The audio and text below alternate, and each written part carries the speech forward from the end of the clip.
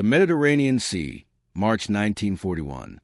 Beneath a sky choked with stars and the faint hum of distant aircraft engines, 5 Italian warships cut through black water in tight formation, their hulls riding low with ammunition, fuel, and the confidence of men who believed their secrets were unbreakable.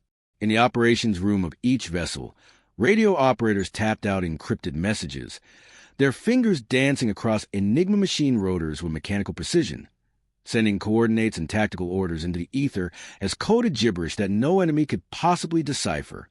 Or so they believed. What those 2,300 Italian sailors did not know, could not have known, was that hundreds of miles away in a cramped, smoke-filled room at Bletchley Park, a 23-year-old woman with ink-stained fingers and circles under her eyes had just made a connection that would turn their voyage into a death sentence. Her name was Eleanor Hartwell, and for the past 6 weeks, every senior cryptanalyst at Station X had dismissed her theory as a desperate fantasy of an overworked junior analyst losing her grip on reality. They called her obsessed. They called her reckless.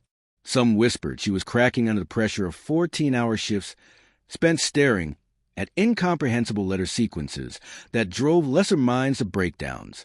But Eleanor knew what she had found, even if no one else would listen, even if proving it meant staking everything on a single night when 5 warships would either sink or sail safely to port, when 2,000 lives would either end in the cold Mediterranean or continue obliviously forward, when her career would either validate her brilliance or brand her as the woman who wasted Allied resources on a phantom pattern that existed only in her imagination.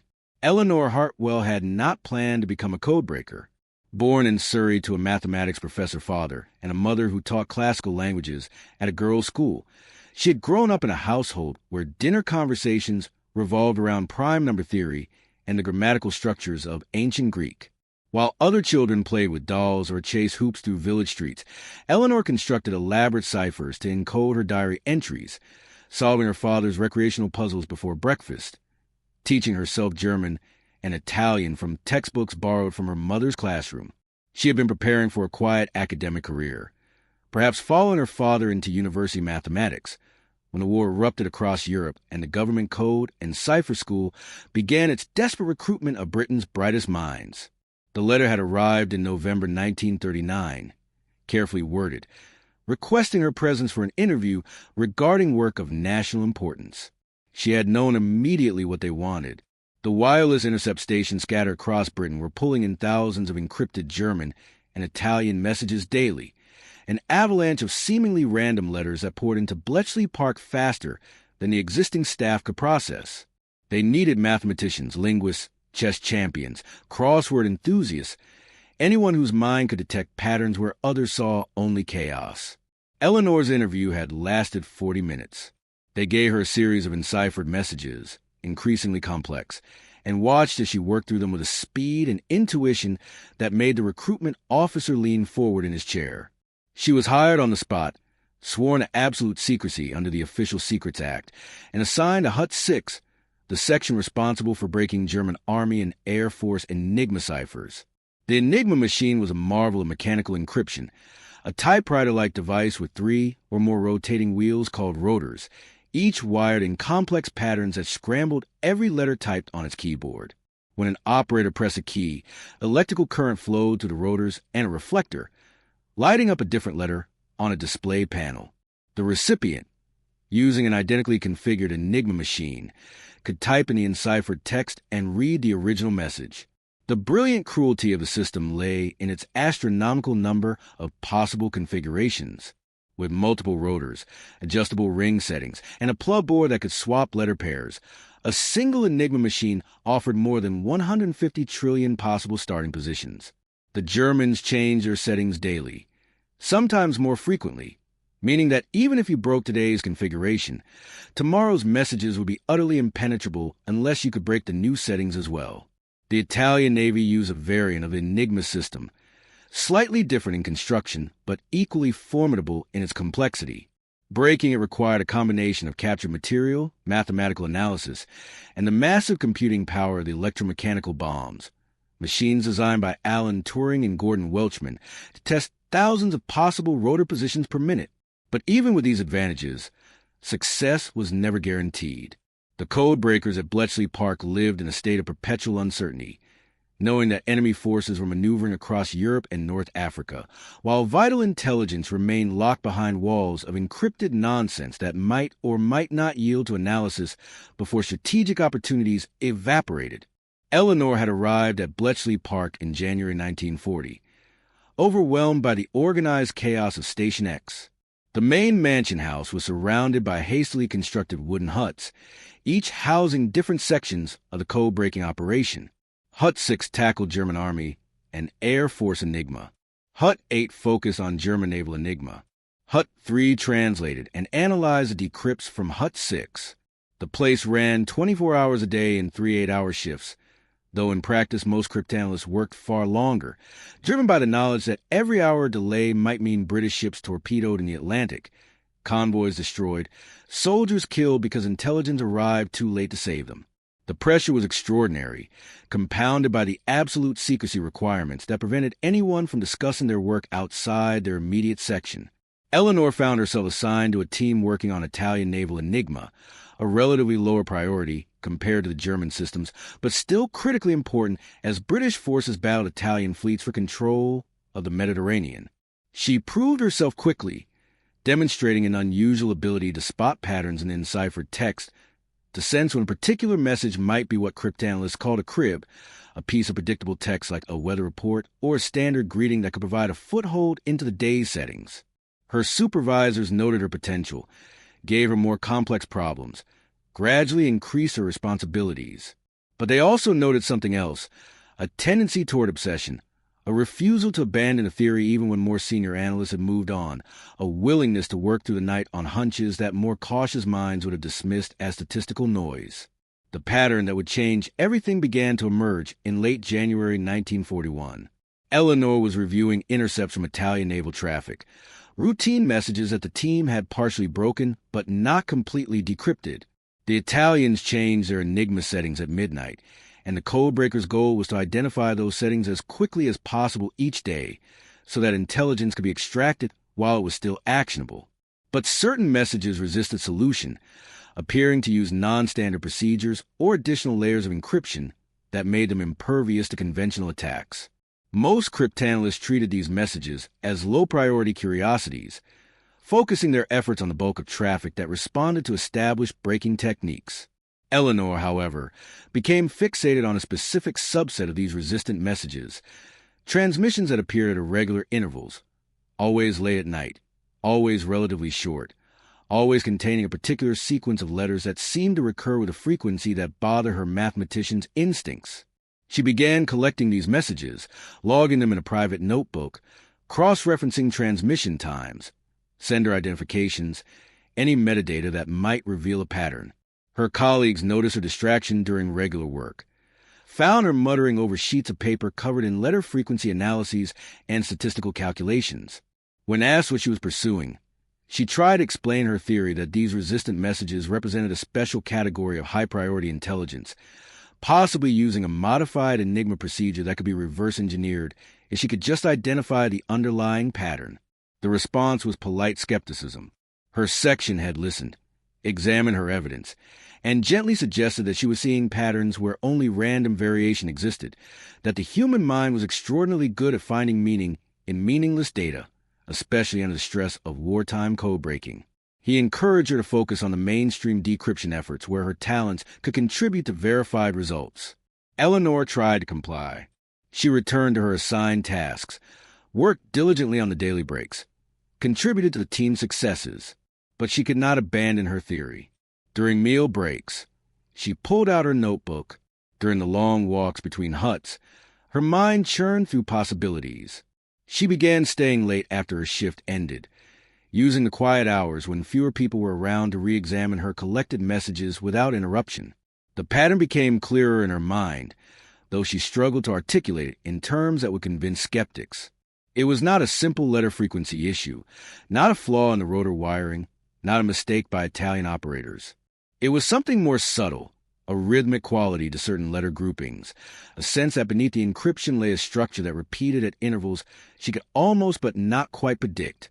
She began experimenting with different analytical approaches, applying techniques borrowed from her father's number theory work, treating the messages as mathematical sequences rather than linguistic instructions. Slowly, agonizingly, a hypothesis formed.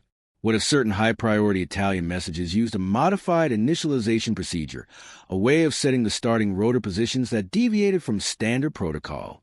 What if this deviation, intended as an additional security measure, actually introduced a subtle pattern that could be exploited if you knew what to look for?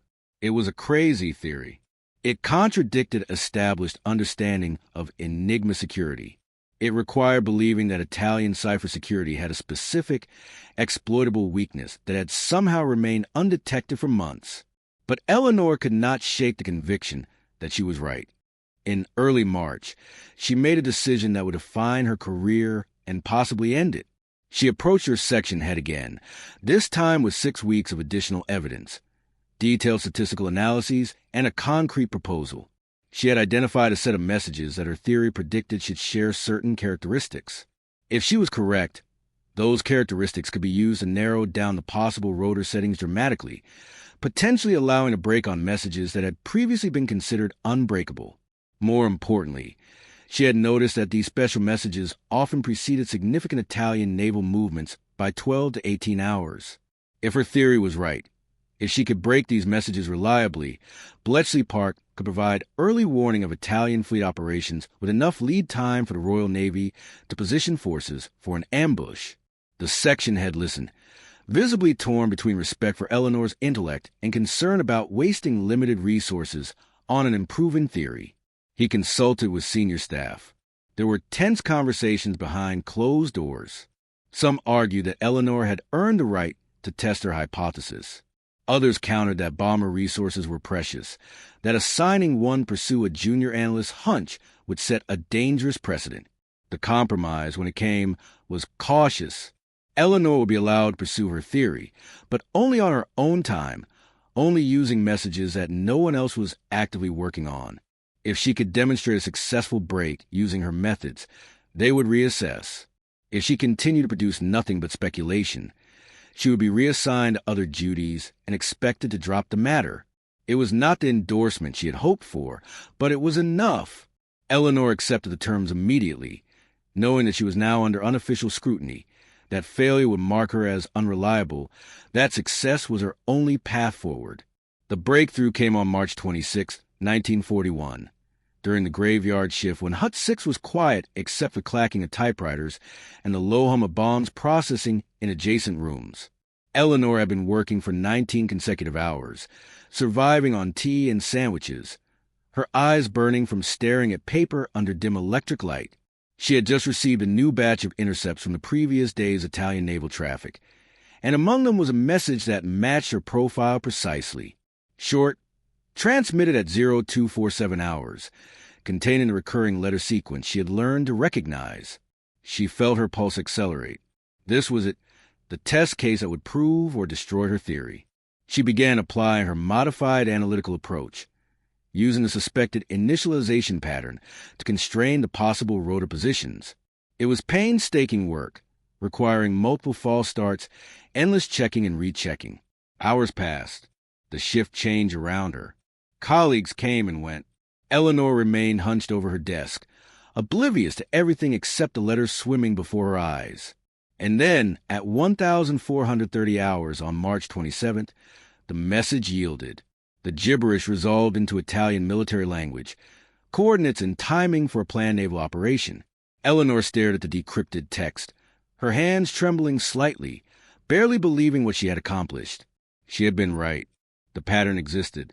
The modified initialization procedure was real, and according to the message she had just broken, a significant Italian naval force was preparing to depart Taranto that evening, destination and purpose encrypted in subsequent messages that she might now be able to break using the same technique. Eleanor immediately reported her success to her section head, who arrived within minutes, examined her work with growing astonishment, and then escalated to senior staff with an urgency that brought multiple department heads crowding into Hut 6. They verified her methodology, tested it against other messages, confirmed that she had indeed found a genuine cryptographic vulnerability. But the real question was operational. Could this single broken message be developed into actionable intelligence before the Italian fleet sailed? Eleanor insisted she could break the follow-up messages, if given priority access, to bomb time and support staff. Her section head authorized it immediately. What followed was one of the most intense 36-hour periods in Bletchley Park's history. Eleanor worked with a dedicated team, processing every intercepted message that matched her pattern criteria, gradually reconstructing the Italian operation in sufficient detail to brief the Admiralty. The picture that emerged was significant. 5 Italian warships, including 2 cruisers and 3 destroyers, were departing Taranto on March 28 with orders to intercept a British convoy between Crete and Egypt. The Italian commanders believed their plans were secure, protected by unbreakable encryption, allowing them to position their forces for a devastating surprise attack on a relatively lightly defended convoy. But Eleanor's breakthrough had given the British something invaluable: time and foreknowledge. The Admiralty could now reposition their forces, turning the Italian ambush into a counter-ambush, potentially destroying a significant portion of enemy naval strength in a single engagement. The decision to act on Eleanor's intelligence was not made lightly. Using ultra-intelligence, the code name for information derived from broken Enigma traffic, always carried the risk of exposing the source. If the Italians realized their codes had been compromised, they would change procedures, potentially closing the window Eleanor had opened. Every ultra-based operation required careful planning to ensure that the enemy had plausible alternative explanations for how the British had learned their plans: reconnaissance flights, coast watchers, radio direction finding. Anything except the truth that their secret communications were being read in near real time. In this case, the Admiralty decided the opportunity was worth the risk. The intelligence was specific, timely, and offered a chance to eliminate a significant threat to Mediterranean convoy routes. Orders went out to Vice Admiral Henry Pridham Whipple, commanding a force of 4 light cruisers and 4 destroyers. He was to position his ships along the predicted Italian route, maintain radio silence, and prepare for a night engagement. The stage was set for what would become known as the Battle of Cape Matapan, though Eleanor's role in it would remain classified for decades, hidden behind layers of wartime secrecy that protected the single most valuable intelligence asset of the entire war. On the night of March 28, 1941, Eleanor Hartwell sat in Hut 6, unable to work, unable to sleep, knowing that 2,300 Italian sailors were steaming toward an ambush she had made possible. She had requested permission to remain on site, waiting for reports from the Mediterranean, though she knew that operational feedback rarely flowed back to individual cryptanalysts. Her colleagues understood her tension, brought her tea, tried to distract her with conversation, but Eleanor remained locked in her own thoughts, cycling through every decision point in her analysis, second-guessing every assumption, terrified that she had made a mistake, that the Italian fleet had changed course, that her broken messages had been deception rather than genuine operational orders. The hours crawled past. Midnight came and went. And then, at 0328 hours on March 29th, an urgent message arrived from the Admiralty liaison officer. Contact had been made. British forces had located the Italian fleet precisely where Eleanor's intelligence had predicted. The engagement was underway. The Battle of Cape Matapan unfolded with the mechanical violence of modern naval warfare. British cruisers, positioned in darkness with their radar systems guiding them to the Mediterranean night, opened fire at ranges that allowed little opportunity for Italian response. The cruiser Zara, caught completely by surprise, took multiple 15-inch shells from the battleship Warships, her magazines exploding in a fountain of fire that illuminated the sea for miles. Her sister ship Fiume died next, torn apart by concentrated gunfire from 3 British cruisers at point-blank range. The destroyers Alfieri and Carducci fought desperately, laying smoke and attempting torpedo attacks, but they were overwhelmed by superior forces that knew exactly where to find them. Within 90 minutes, 5 Italian warships had been sunk or left burning and unsalvageable. 2,300 sailors died in the cold Mediterranean, most trapped below decks when their ships were hit, others succumbing to hypothermia in the oil-slicked water.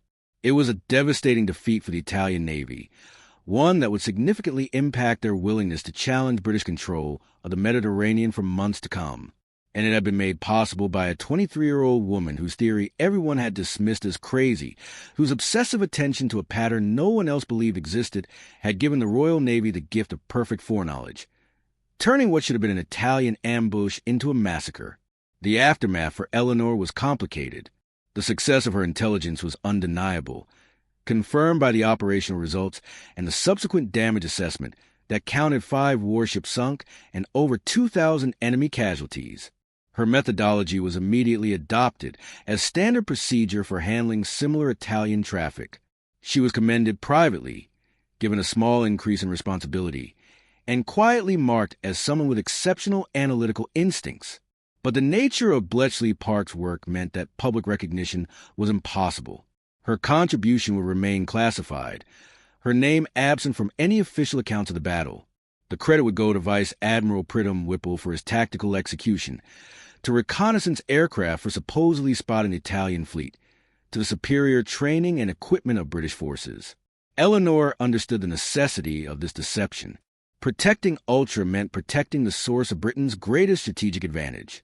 Every person at Bletchley Park signed the Official Secrets Act, knowing that their work would never be publicly acknowledged, that they would carry their accomplishments and their sacrifices in silence, possibly forever. But understanding the necessity did not make it easier to bear. Eleanor had changed the course of the battle, saved countless British lives by eliminating a threat to convoy routes, demonstrated an analytical breakthrough that would influence code-breaking procedures for the remainder of the war. And she could tell no one outside the secure perimeter of Station X. Not her parents, who believed she was doing clerical work for the Foreign Office. Not her friends from university, who had no idea why she had disappeared into classified war work. Not even, in many cases, her colleagues in other sections of Bletchley Park, compartmentalization being so strict that cryptanalysts in Hut 6 rarely knew what Hut 8 was accomplishing, and vice versa. Eleanor continued her work throughout the war, refining her techniques, training others to recognize the patterns she had discovered, contributing to dozens of subsequent intelligence successes that would never bear her name. She worked through the Allied invasion of North Africa, the collapse of Italian resistance, the grinding campaigns in France and Germany. She was promoted several times within the organization, though always quietly, always without the formal recognition that would have accompanied equivalent achievements in any other field.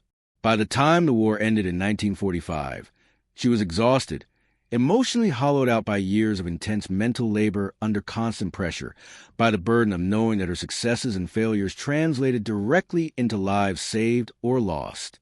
The Official Secrets Act followed her into peacetime.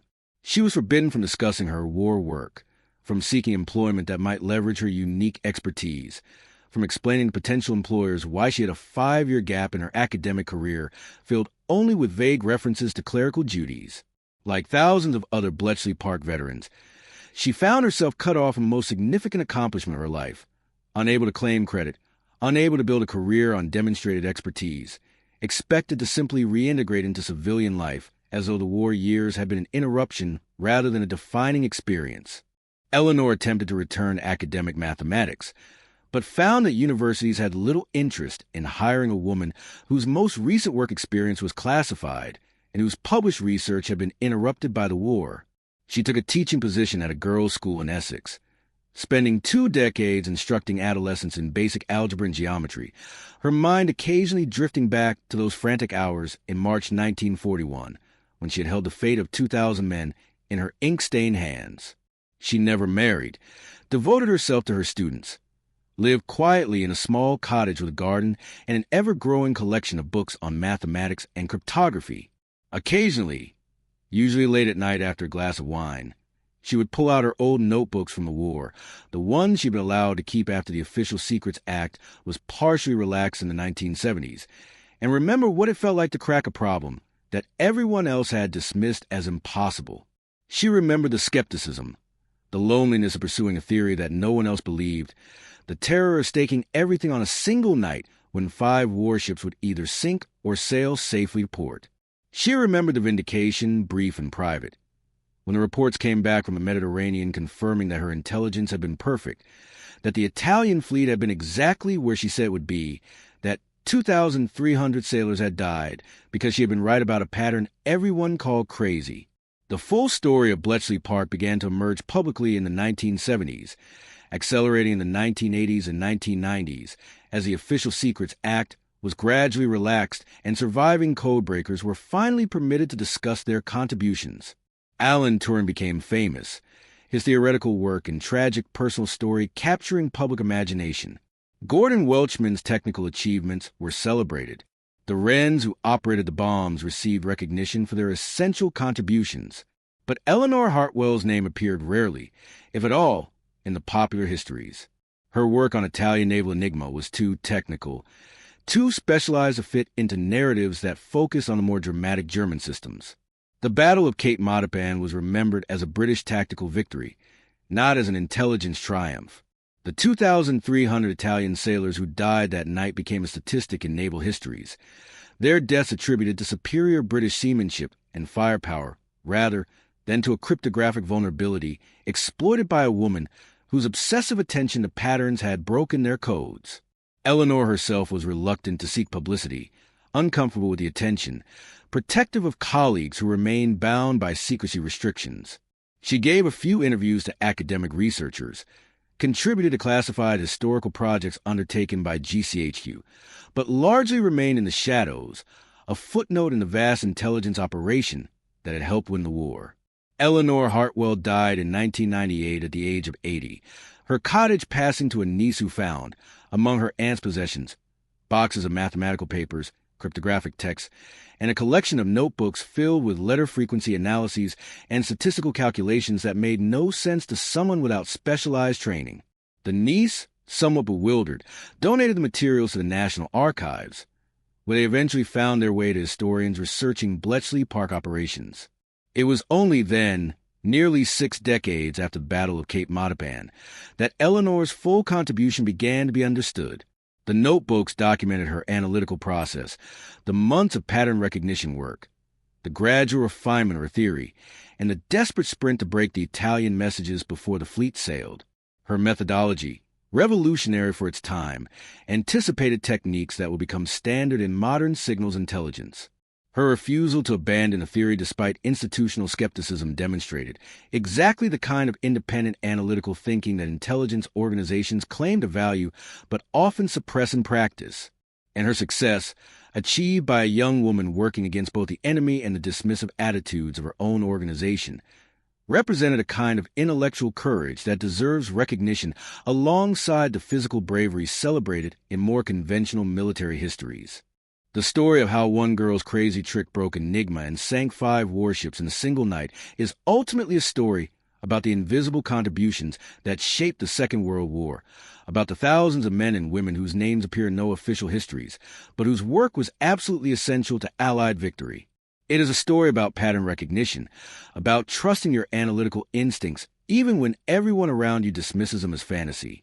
It is a story about the particular challenges faced by women in wartime intelligence services, expected to prove themselves repeatedly while their male colleagues enjoyed benefit of the doubt, their successes attributed to luck or assistance while their failures were seen as confirmation of inherent limitations. And it is a story about the long-term cost of secrecy, the way that operational security requirements, however necessary, can erase contributions and deny recognition to people who deserve better from the nations they served. Eleanor Hartwell spent 53 years unable to discuss her greatest achievement, unable to claim the professional credit that might have launched a distinguished academic career, unable to tell her students why their mathematics teacher had once held the fate of thousands in her hands. When she finally was permitted to speak about her war work, she was an elderly woman whose contributions were already being forgotten, overshadowed by more famous names and more dramatic stories. But the fact remains that on one night in March 1941, because of her analytical brilliance and stubborn refusal to be dismissed, 5 Italian warships went to the bottom of the Mediterranean, and 2,300 sailors who thought their secrets were safe learned, far too late, that a 23-year-old English woman had been reading their mail and had guided their enemies straight to them. If this story moved you, if you found yourself captivated by Eleanor's determination or outraged by her decades of obscurity, consider that there are hundreds, perhaps thousands of similar stories still waiting to be uncovered. The full history of intelligence work in the Second World War remains incomplete, with many contributions still classified or simply forgotten because the people who made them were bound by secrecy and died before their work could be publicly acknowledged. Every veteran of Bletchley Park, every cryptanalyst and translator and machine operator, carries stories of pattern recognition and analytical breakthroughs, of desperate races against time when hours meant the difference between intelligence that could save lives and information that arrived too late to matter. Eleanor Hartwell's achievement in cracking the Italian Naval Enigma variation and enabling the victory at Cape Matapan represents just one thread in the vast tapestry of signals intelligence that helped win the war. Her story reminds us that the greatest contributions often come from unexpected sources, that institutional skepticism can be as dangerous as enemy action, and that the courage to pursue a theory everyone else dismisses as crazy can sometimes change the course of history. 2,300 Italian sailors paid the ultimate price for their nation's faith in unbreakable encryption and for their cryptographic procedures that left a subtle pattern for someone brilliant enough to detect it. Eleanor Hartwell lived long enough to see her contribution finally acknowledged, to know that historians would eventually understand what she had accomplished, but not long enough to see her story reach the wide audience that might appreciate the magnitude of her achievement. That work falls to us, to remember and retell the stories of forgotten heroes who shaped our world in ways both large and small, who deserve recognition not despite, but because of the secrecy that surrounded their contributions. The girl who saw a pattern everyone dismissed as crazy and used it to sink 5 warships in a single night was a hero by any reasonable definition. It is long past time we remembered her as such.